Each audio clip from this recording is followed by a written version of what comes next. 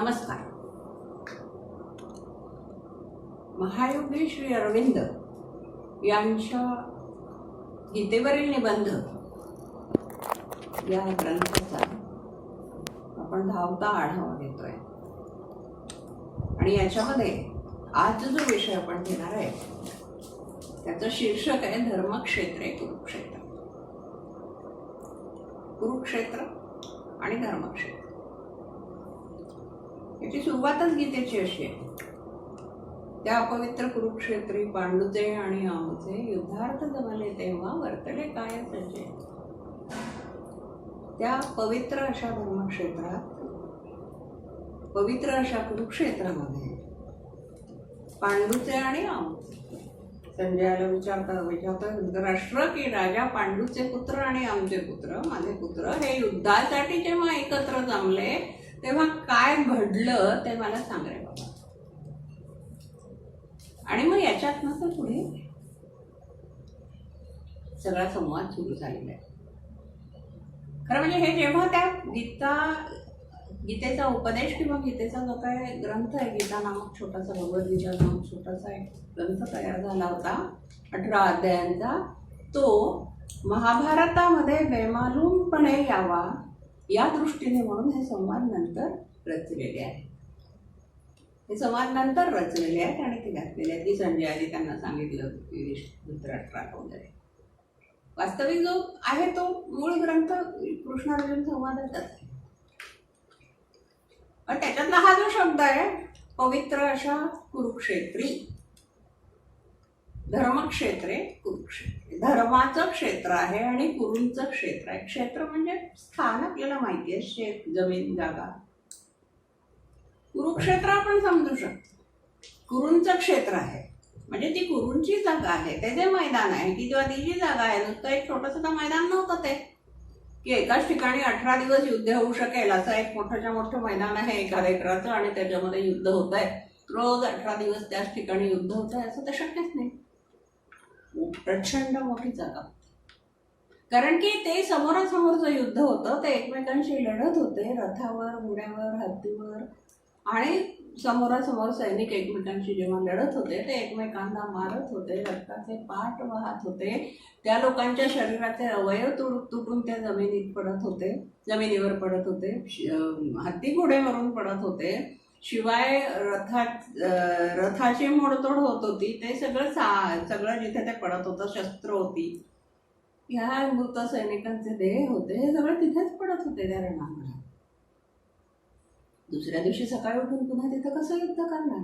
रक्तामांसाचा चिखल झालेला, ती भूमी सगळी सिक्त झालेली, ओली झालेली त्या रक्ताने, आणि त्याच्यानंतर ती काही रातोरात संध्याकाळी युद्ध थांबल्यानंतर दुसऱ्या दिवशी सकाळपर्यंत ते पुन्हा तसंच्या तसं होणं शक्य नव्हतं. त्यामुळे ती जागा बदलली जायची, दुसरीकडे तो युद्ध व्हायचं आणि मग रात्रीच्या दुसऱ्या दिवशी ते युद्ध तिकडे चालू आहे, त्यामुळे बाकीचे लोक सगळं ती स्वच्छ करण्याची, त्या प्रेतांची विल्हेवाट लावण्याची, ते सगळं तिथलं सामान उचलून घेऊन जायची वगैरे ती व्यवस्था करायची. तसं तर ते रात्र झाली, अंधार पडला की ती सगळी विधाडा घरी वगैरे येऊन ते त्या जितकी करता येईल त्यांच्याकडनं तेवढी स्वच्छता करतात. त्यानंतर तो दिवस. तर असं हे कुरुक्षेत्र आहे जिथे इतकं भयानक युद्ध झालेलं आहे, इतकं सगळं प्रचंड प्रमाणामध्ये नरसंहार झालेला आहे. तर मग त्याला धर्मक्षेत्र का म्हटलं गेलं?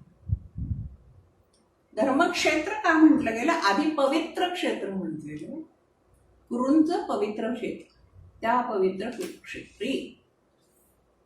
हे गीतेच्या जन्माचं एक वैशिष्ट्य पुन्हा एक आपण पाहिलं की गीता या ग्रंथाचा जो जन्म झालेला आहे, अगदी इतकी वर्ष होऊन गेल्यानंतर जयंती साजरी केली जावी असा जो जन्म झालेला आहे गीतेचा, तो कुठे झाला आणि केव्हा झाला, हे दोन प्रश्न जेव्हा निर्माण होतात तेव्हा त्याचं उत्तर कुरुक्षेत्र हे आहे.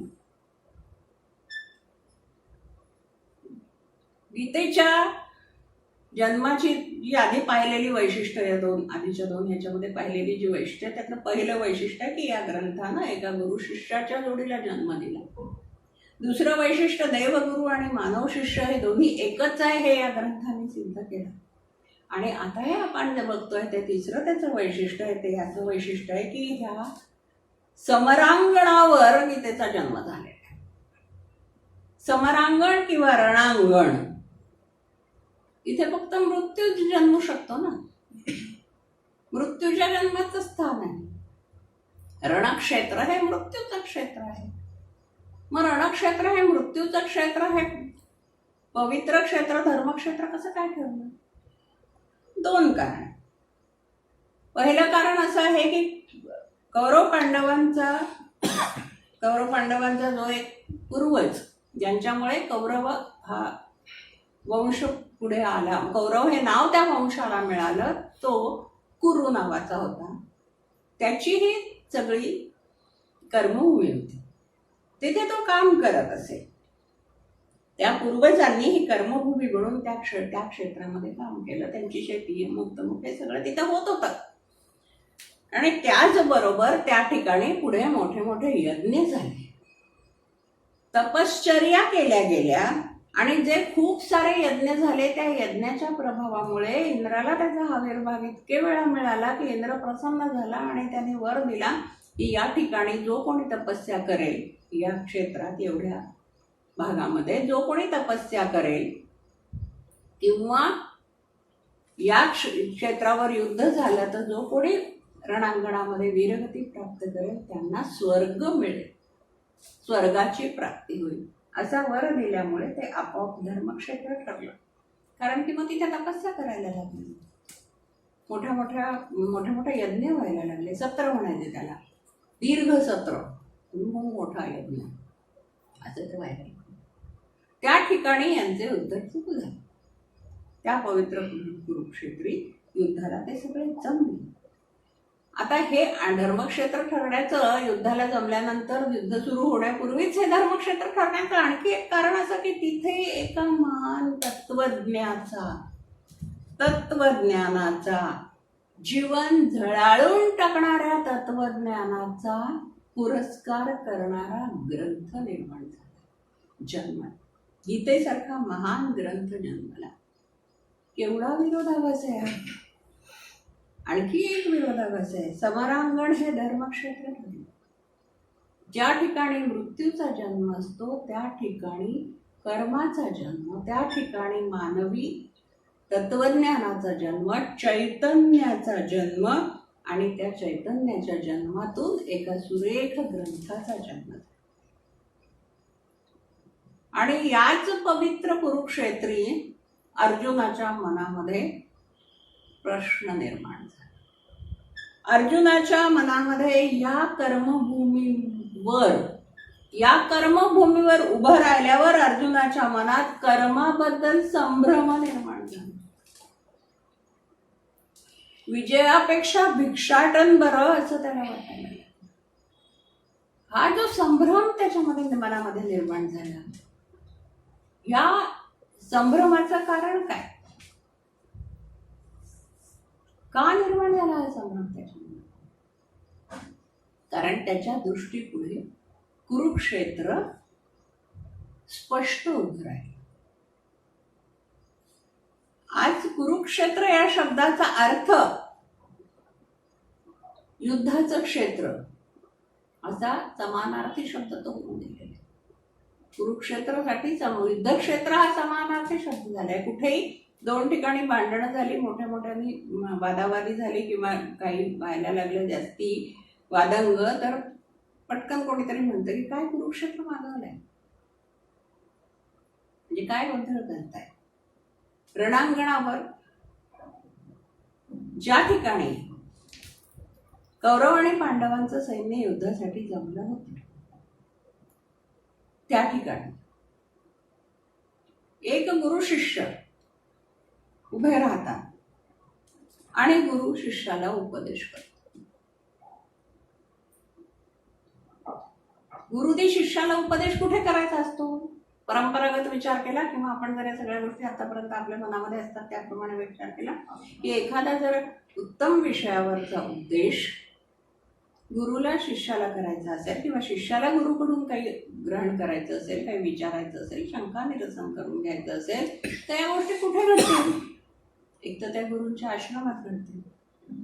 एखाद्या वृक्षाच्या खाली बसून चर्चा होईल, त्या ठिकाणी होईल, एखाद्या धर्मसभेत होईल, किंवा नुसता उपदेशच ज्याला घ्यायचा आहे, गुरु आणि शिष्य हे दोघेच जेव्हा असतील तेव्हा ते एखाद्या आश्रमात, एखाद्या वृक्षतटी, एखाद्या नदीकाठी, सागर तीरी, हिमालयाच्या शांत गुहेमध्ये, आणि सर्वात महत्वाचं म्हणजे ते एकांतात असेल.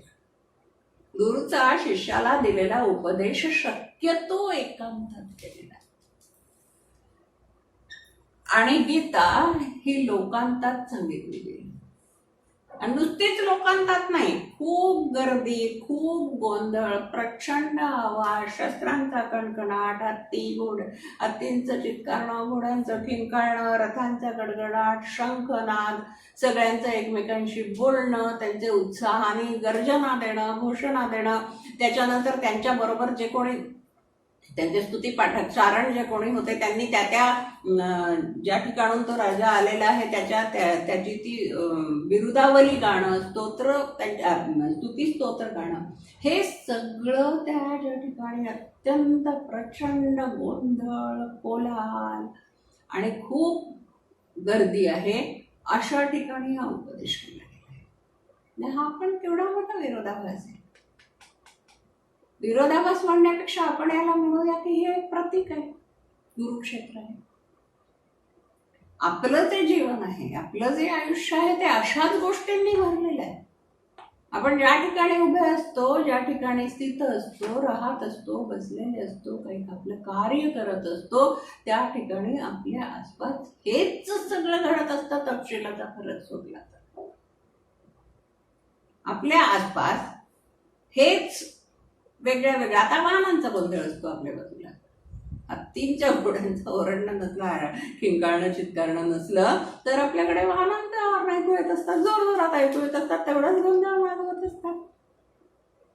आसपास जाणारे लोक बोलत असतात, गडबड करत असतात. एखाद्या मुंबईच्या लोकलच्या डब्यामध्ये आपण जाऊन शिरून उभं राहून पाहावं, इतका कलकलाट असतो आजूबाजूला, इतके लोक एकमेकांशी बोलत असतात की आपल्याला कळतच नाही काय चाललंय. हेच आपल्या आजूबाजूला असतं. शस्त्रांचा खणखणाट असतो. आपल्या आजूबाजूला असणाऱ्या लोकांच्या मनामध्ये जे काय असतं ते सगळं हेच असतं. बरं, आणखी इतकं आजूबाजूला तरी कशाला जायला पाहिजे? आपण आपल्या मनाचा विचार करू. आपल्या मनात तरी आपल्याला एकांत आहे का? केवढा गोंधळ आहे, विचारांचा गोंधळ आहे, आपल्या संकल्पनांचा गोंधळ आहे.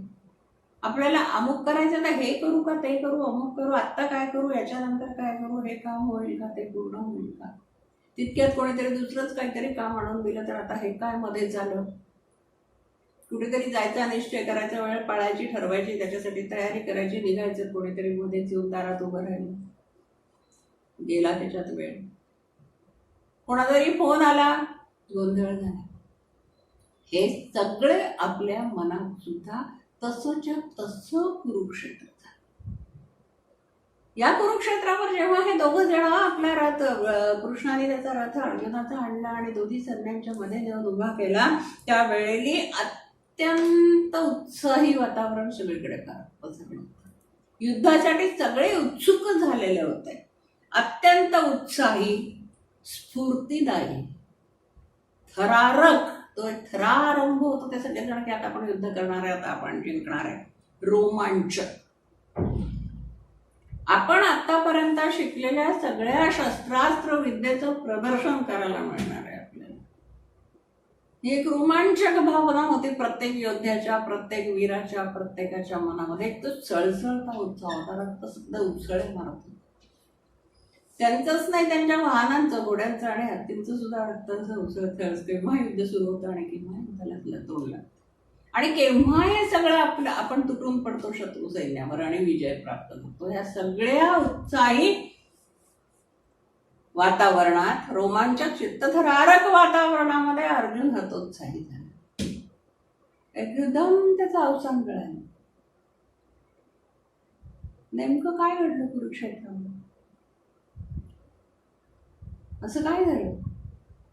म्हणजे जे करण्याचा पूर्ण निश्चय करून अर्जुन तिथे पोहोचलेला होता आणि हा 1 अन् 2 दिवसाचा निश्चय नव्हता. 12 वर्ष वनवास आणि 1 वर्ष अज्ञातवासाच्या काळामध्ये रोज हा निश्चय घोकला जात होता की यांच्याशी युद्ध करायचं, यांच्याकडनं आपण आपल्याला सगळं प्राप्त करून घ्यायचं, कारण सामोपचाराने काही मिळणार नाही हे त्यावेळेला त्यांना माहित होतं. पांडवांना त्यांचा तो उत्साह सतत सतत जागा ठेवण्याचं कार्यही सगळे करत होते. कृष्णही तेच करत होता, कुंतीही तेच करत होती, द्रौपदी तेच करत होती.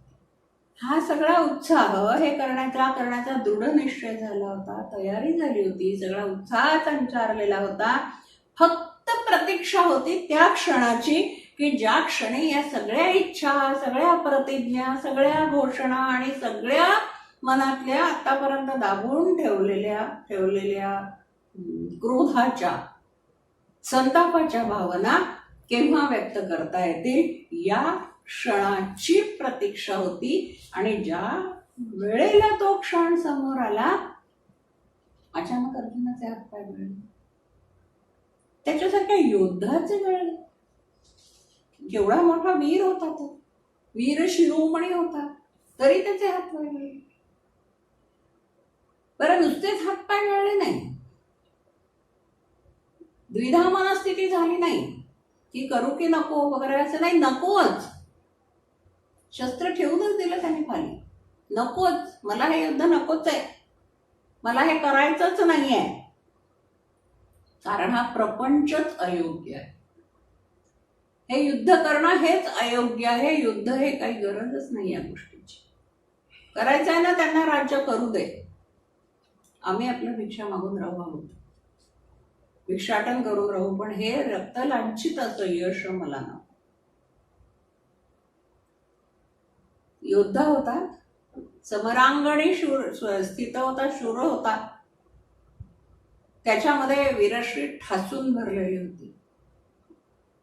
त्यामुळे करू की नको करू हा प्रश्न तसा नव्हता. तसाच मी यशस्वी विजयी होईल की पराजित होईल हेही भानगड नव्हती त्याच्यामध्ये.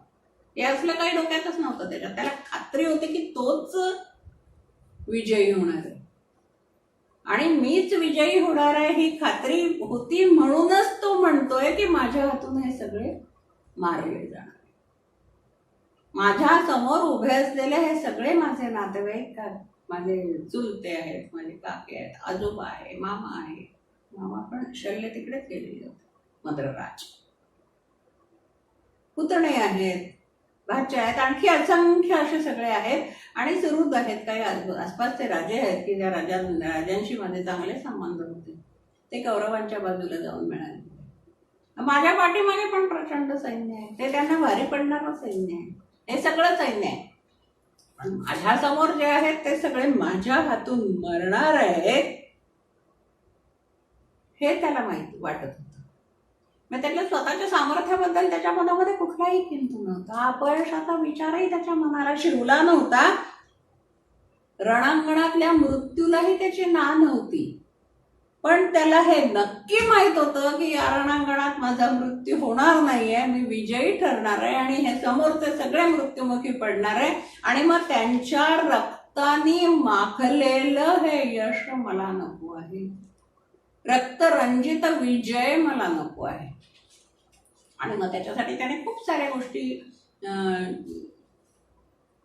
श्रीकृष्णाजवळ बोलून दाखवल्या की काय उपयोग आहे याचा. मी हे सगळं ज्यांच्यासाठी विजय मिळवायचा तेच लोक जर रणांगणात मारले गेले तर त्या विजयाचा तरी काय उपयोग आहे. कोणाला दाखवायचं नाही यश. जेव्हा आपण एखाद्या गोष्टीचा विजय प्राप्त करतो, एखादं यश प्राप्त करतो, एखादं कौतुक आपल्याला असतं, तेव्हा आपल्या घरच्या वडीलधाऱ्या माणसांना, आपल्या आसपासच्या लोकांनी, आपल्या नातेवाईकांनी, ओळखीच्या पाळख्यांनी, पाळखीच्या लोकांनी याचं कौतुक करावं ही भावना आपल्या मनामध्ये.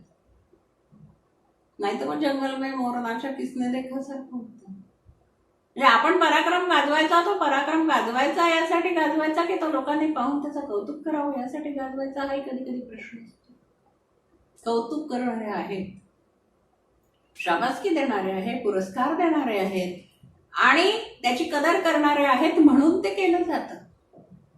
चांगल्या गोष्टी करण्यासाठी हा प्रोत्साहनाचा भाग आहे, हे मानसिकता आहे, मानसिक सत्य तथ्य तत्व आहे की ज्या गोष्टी केल्याने प्रोत्साहन मिळतं, ज्या गोष्टी केल्याचा आनंद मिळू शकतो, इतर लोक मिळवून देतात, आनंद तो देत असतात, त्यावेळी त्या गोष्टीचं खरं कौतुक असतं.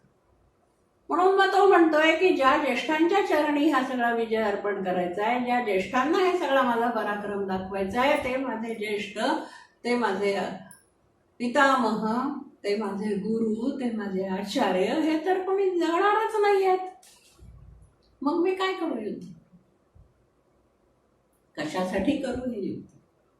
असा विजय मला नको आहे. मी अशा विजयाची कधी अपेक्षाच केलेली नाही. आणि हे सगळं त्याच्या मनात यायचं कारण काय? कारण तो हे जाणत होता की हे कुरुक्षेत्रावर हे जे युद्ध होणार आहे हे निर्णायक युद्ध आहे, हे शेवटचं युद्ध आहे. अंतिम कुरुक्षेत्र हा अंतिम पर्याय आहे. यानंतर काहीही नाही आहे. त्याच्या मनात कुरुक्षेत्र निर्माण झालं. बाहेर तर लोक आनंदात होते सगळे, पण त्याच्या मनात हे निर्माण झालं होतं. अंतिम पर्याय आहे, सगळं नष्ट होणार आहे.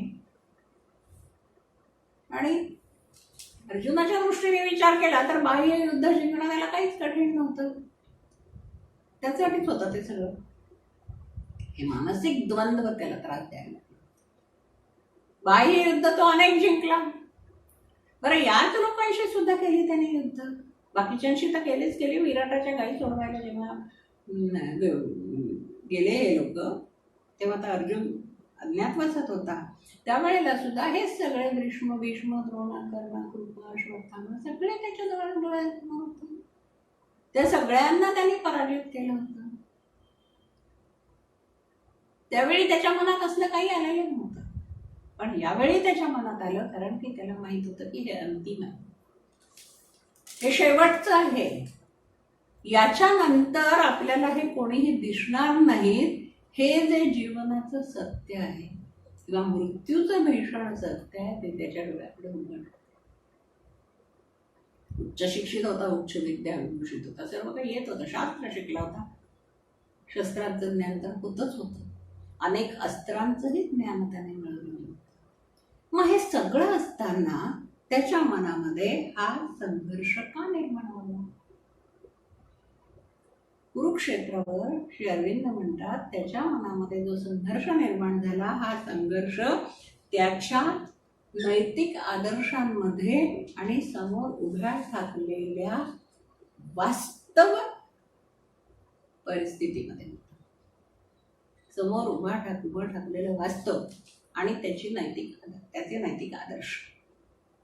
आजवर ज्या गोष्टींना तो जपत आला होता, आजवर ज्या गोष्टी त्याच्या मनाने घेतलेल्या होत्या, त्या मनाने घेतलेल्या गोष्टींमध्ये जे काय त्याच्यावर संस्कार होते, जे काय त्यांनी ग्रहण केलं होतं, त्या सगळ्या ह्याच्यामध्ये त्याला त्या क्षणी असं वाटायला लागलं की हे महत्वाचं आहे, ही नाती महत्वाची आहे, ही माणसं महत्वाची आहेत, आणि विजय हा महत्वाचा नाहीच आहे. कोणीतरी विजयी होणार, कोणीतरी पराजित होणार, आणि मग ते त्याच्यानंतरचे जे दुःख आहे, त्याच्यानंतर येणारं दुःख म्हणजे विजयाच्या आनंदापेक्षा या लोकांना गमावण्याचं दुःख मोठं आहे, म्हणून मला हे नको. आता वरवर पाहू जाता हे आपल्याला बरोबर वाटतं, हे खरंच आहे ना, इतके सगळं गमावून म्हणजे कशाची किती किंमत द्यायची याला सुद्धा मर्यादा असते. हे गमावून हे मिळवायचं का? आपल्या सगळ्या लोकांना, सगळ्यांना गमावून आपण यश मिळवायचं का? विजय मिळवायचा का? राज्य करायचं का? मग ते राज्य खरंच तितकं हे असेल का? वगैरे या सगळ्या गोष्टी ज्या त्याच्या मनामध्ये निर्माण झालेल्या होत्या, या सगळ्या गोष्टींना बाजूला सारून, या सगळ्या गोष्टी बाजूला सारून यांचा विचार न करता युद्ध करावं असं श्रीकृष्णाने त्याला सांगितलं. कुरुक्षेत्राचं महत्व हे आहे की कुरुक्षेत्राने संघर्षाचा संदेश दिला आहे, संघर्ष करायला सांगितलं. हा शस्त्र उचल आणि युद्धाला सज्ज हो.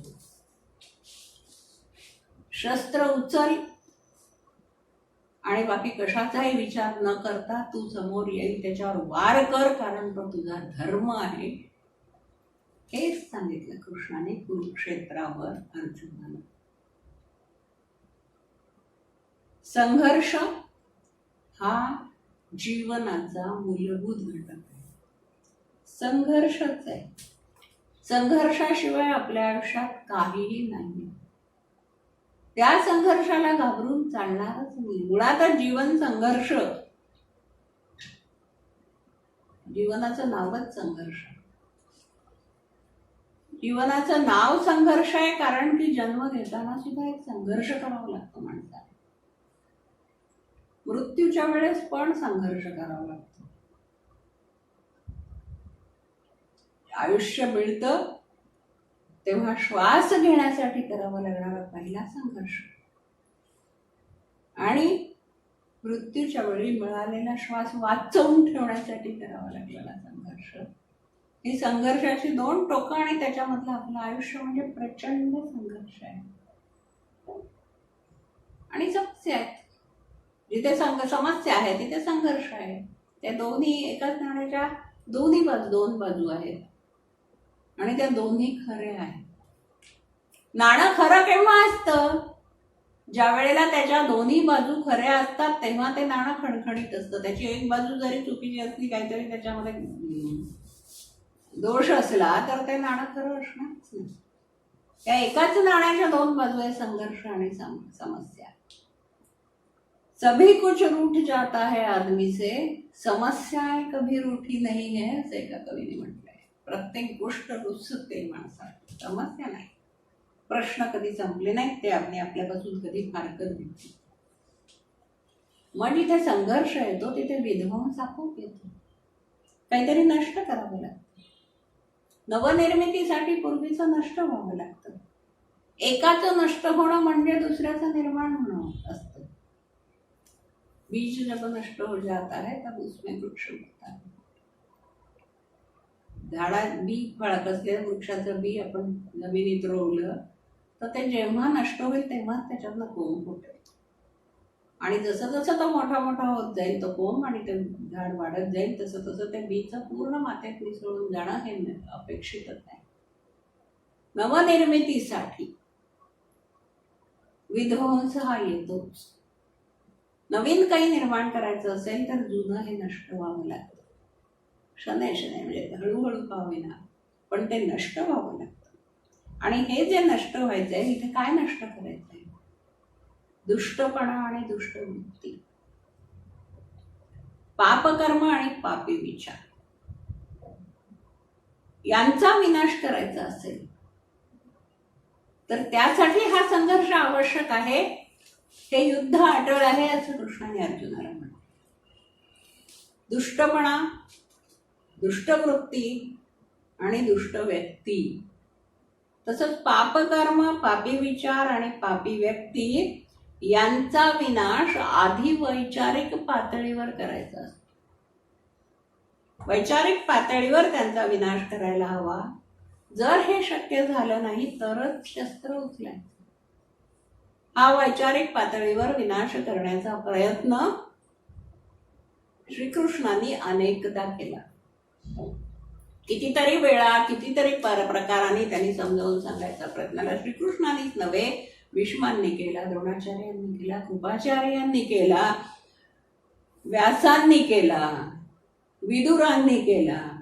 ज्याला ज्याला शक्य आहे त्यांनी प्रत्येकाने वैचारिक पातळीवर दुष्टपणा आणि दुष्टवृत्ती, पाप आणि पापकर्म यांचा विनाश करण्याचा प्रयत्न केला आणि त्यांचा विनाश करून त्या जागी काहीतरी चांगलं स्थापण्याचा प्रयत्न केला. पण हे वैचारिक पातळीवर साधलं नाही, म्हणून शस्त्र उचलावं लागतं आहे. हे कुरुक्षेत्राने अर्जुनाला दाखवून दिलं. कुरुक्षेत्रावर गीतेच्या जन्माचं कारणच ते आहे. जिथे समस्या आहेत तिथेच त्याचं समाधान जन्म घेऊ शकतं.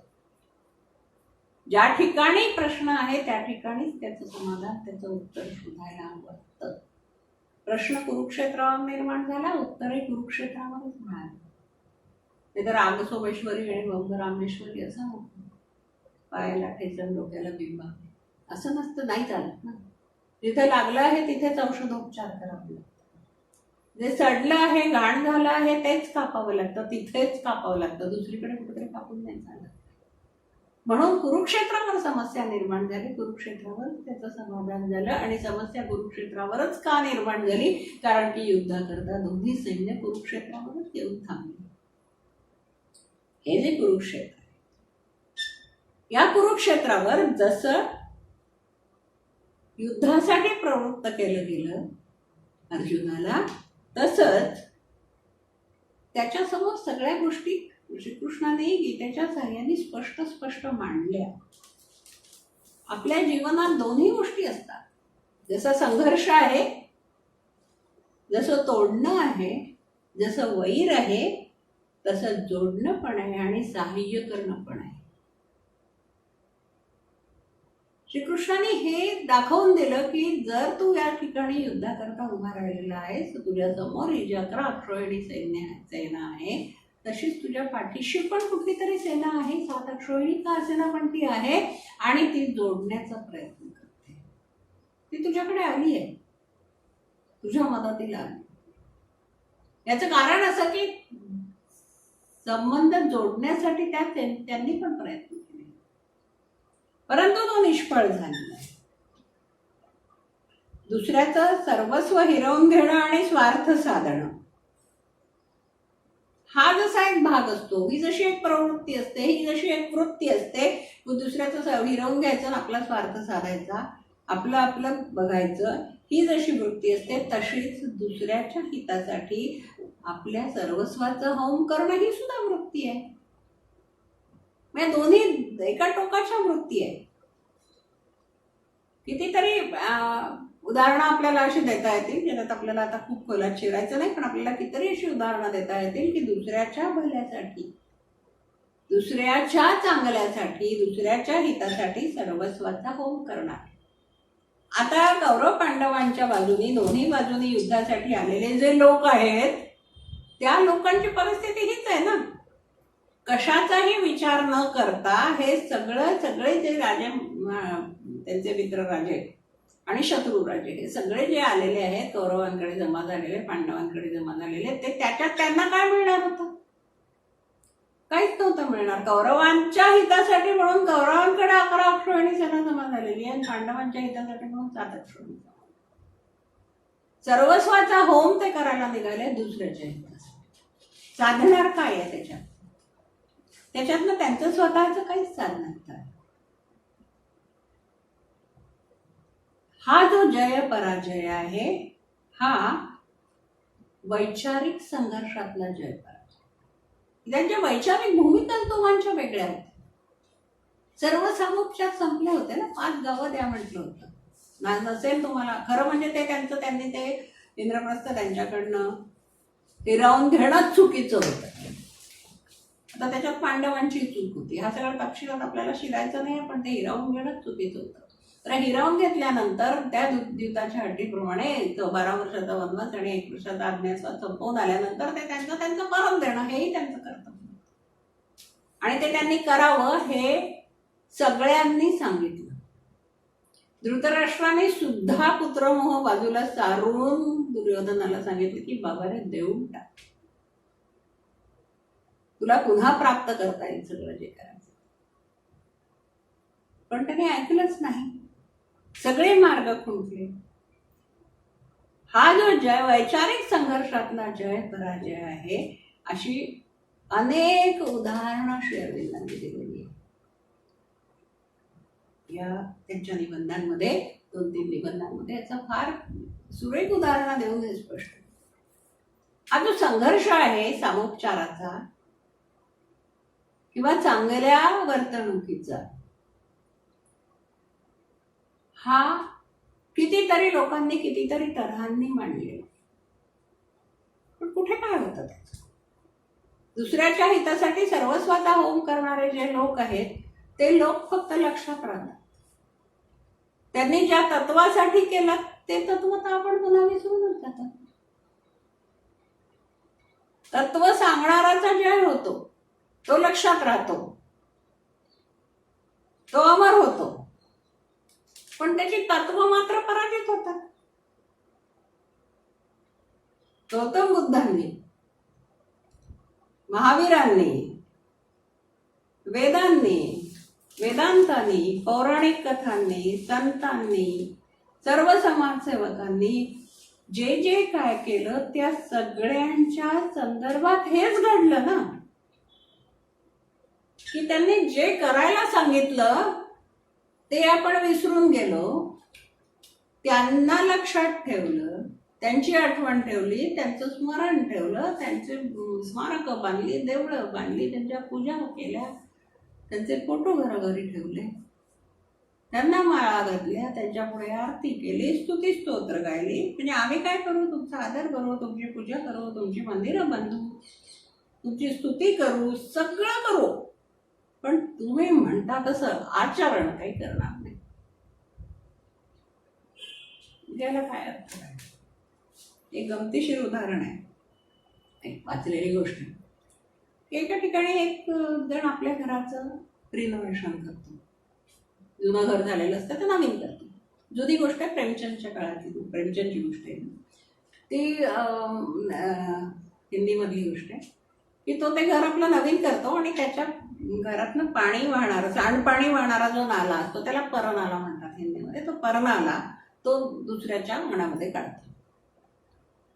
आता साहजिकच तुम्ही तुमचं घर नवीन केलं आणि त्याच्यातनं तुमच्या याच्यातनं लहानपणी जे वाहून जाणार आहे ते दुसऱ्याच्या घरामध्ये जात असेल तर दुसरा कसा स्वस्थ बसेल? तो त्याला जातो, समजावून सांगायला जातो की बाबा रे, हे तू केलंस हे ठीक केलं, पण ह्याची दिशा हे जरा जे आहे हे काही बरोबर नाही, तू ते थोडंसं नीट कर वगैरे. तो काही ऐकत नाही. एकदा दोनदा चारदा सांगून ऐकत नाही. शेवटी ते पंचांपर्यंत जातं. गावातले जे पंच असतात त्या पंचांपुढे जातं. पंचांची सभा होते, ते पंच जमा होतात आणि ते पंच त्यांना समजावून सांगायचा प्रयत्न करतात 2-3 प्रकारांनी. हा जो श्रीमंत माणूस असतो, ज्याने आपल्या घराचा आता बदल करून त्याचं घर नवीन केलेलं असतं आणि ज्याने तो परनाला दुसऱ्याच्या घरात काढलेला असतो, तो सगळं ऐकून घेतो. शांतपणे हे सगळं सांगतात की असं करा, तसं करा, ते सगळं ऐकून घेतो. आणि शेवटी एक वाक्य बोलतो, पंचों की राय सर माथे पर. पंचों की राय सर माथे पर परनाला मी यही रहेगा जी. तुम्ही काय सांगता ते सगळं मी ऐकतो, तुमचा आदर आहे, काही प्रश्नच नाही, पण मी हे जे केलेलं आहे त्यात तुम्ही बदल नाही करणार. तुम्ही म्हणता पंचों की राय सर माथे पर परनाला यही रहेगा जी. हा जो आडमोठेपणा आहे हा विचारांचा पराजय आहे. तर हा ज्या विचारांचा पराजय, हे सगळ्या गोष्टी अर्जुनानं कुरुक्षेत्रावर जाणल्या. कृष्णार्जुन संवादामध्ये या सगळ्या गोष्टी इतक्या गुंफलेल्या आहेत, या सगळ्या विचार प्रक्रिया इतक्या गुंफलेल्या आहेत की त्या एक एक एक एक एक एक बारीक बारीक बारीक समजून घ्यायचं खूप कष्टाचं आणि खूप संयमाचं काम, वेळाचं काम, पेशन्सचं. श्री अरविंदांच्या गीतेवरील निबंधांचं हेच वैशिष्ट्य आहे की त्याच्यामध्ये इतक्या बारीक बारीक गोष्टी आवतात, आपण जायला लागलो की आपल्याला समजायला लागतात आणि ते आपल्या व्यवहाराशी, जीवनाशी इतक्या निगडीत व्हायला लागतात की लक्षात येतं की गीता हा आपल्या जीवनाचा पायाभूत असा तत्वज्ञानाचा ग्रंथ आहे. जर महत्वाचा ग्रंथ आहे, ते महत्व आपण त्याला दिलेलं आहे त्या ग्रंथाला, पण त्याचप्रमाणे दिलेलं आहे पंचों की राय सर माथे पर.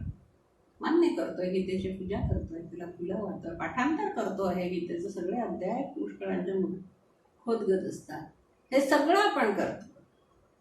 गीता जयंतीचा उत्सव करतो, सगळं करतो. पण हे सगळं करत असताना आपण गीतेने जे सांगितलं आहे ते आचरणात आणतो का? आचरण करणं हे जे महत्वाचं आहे. आपल्यासाठी परिवर्तन शब्द वापरतो. हे सगळं जग परिवर्तनीय आहे, सगळं जग बदलत असतं, परिवर्तन याच्यामध्ये होत असतं. पण ह्या जगामध्ये जे काय परिवर्तन होत असतं त्याप्रमाणे आपलं वर्तन होत असतं का? जे चांगलं परिवर्तन होत असतं, श्रीकृष्णाने म्हटलेलं आहे की मी इथे चांगलं काहीतरी स्थापन करण्यासाठी अभ्युत्थान करायला आले. धर्माला ग्लानी आली आहे, ती ग्लानी काढून टाकायला आली. आता ही जी ग्लानी आली आहे, ही कृष्ण अर्जुनाला आलेली जी ग्लानी आहे तीच कृष्ण व्यक्त करतोय की ही जी ग्लानी आहे ही ग्लानी तो सांगायला आलेला आहे. हे परिवर्तन त्याला करायचं आहे, पण त्याच्या मागे हा भाग आहे की परिवर्तन झाले पाहिजे, परंतु वर्तन झालं पाहिजे. पाशवी शक्तीच्या जागी आत्मशक्ती, युद्धाच्या जागी शांतता, संघर्षाच्या जागी ऐक्य, अहंवादाच्या जागी वैश्वत्यवाद, मृत्यूच्या जागी अमर जीवन यांची स्थापना करायची. ही स्थापना करणारा धर्म गीतेतून श्रीकृष्णांनी अर्जुनाला सांगितलेला आहे. संपूर्ण पृथ्वीसाठी मनुष्य ही एकमात्र जात आणि मानवता हा एकच धर्म आज स्थापायचा असेल तर त्याच्यासाठी संघर्ष अनिवार्य आहे. आणि हा अनिवार्य संघर्ष करणं हे आपलं कर्तव्य आहे. मग त्या कर्तव्याच्या आड मोह यायला नको. हा माझा, तो माझा.